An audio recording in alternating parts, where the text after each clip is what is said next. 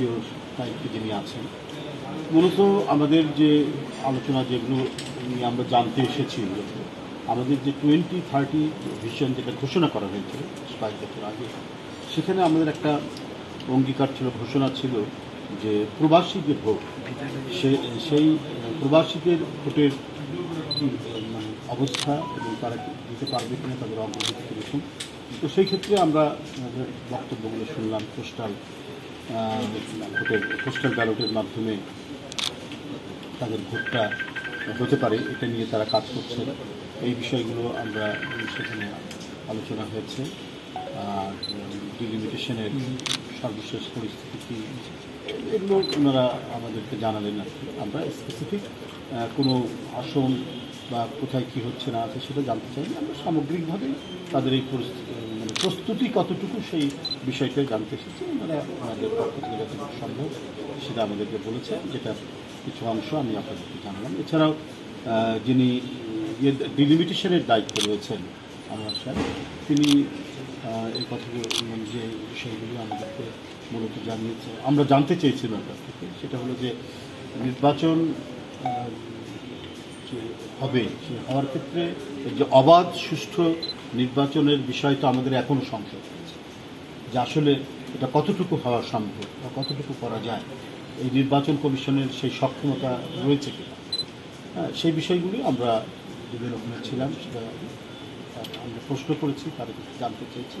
তারা পূর্ণাঙ্গ প্রস্তুতির কথা বলেছেন, কিন্তু আমরা এও জানি যে প্রশাসনের বিভিন্ন স্তরে, এটাও তো একটা প্রশাসন, যদিও একটা ইন্ডিপেন্ডেন্ট বডি, এটা রাষ্ট্রের একটি স্বাধীন সত্তা, কিন্তু বিভিন্ন স্তরে স্তরে দোসররা বসে আছে।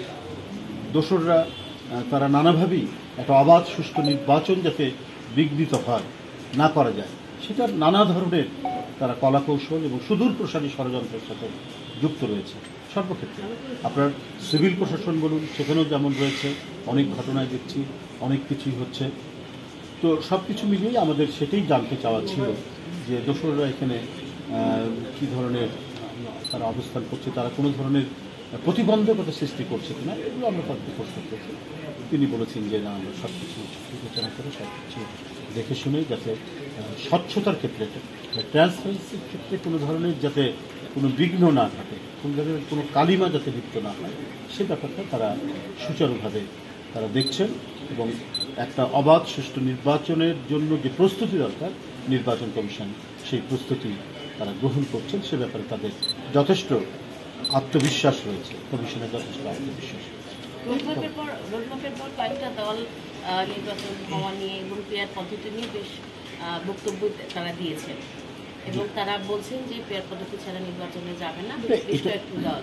আপনার দেখুন, রাজনৈতিক দলরা তো অনেকেই অনেক কথা বলছেন, অনেক বিষয় নিয়ে তাদের মতামত থাকতে পারে, তারা উত্থাপন করবেন, দাবি উত্থাপন করবেন।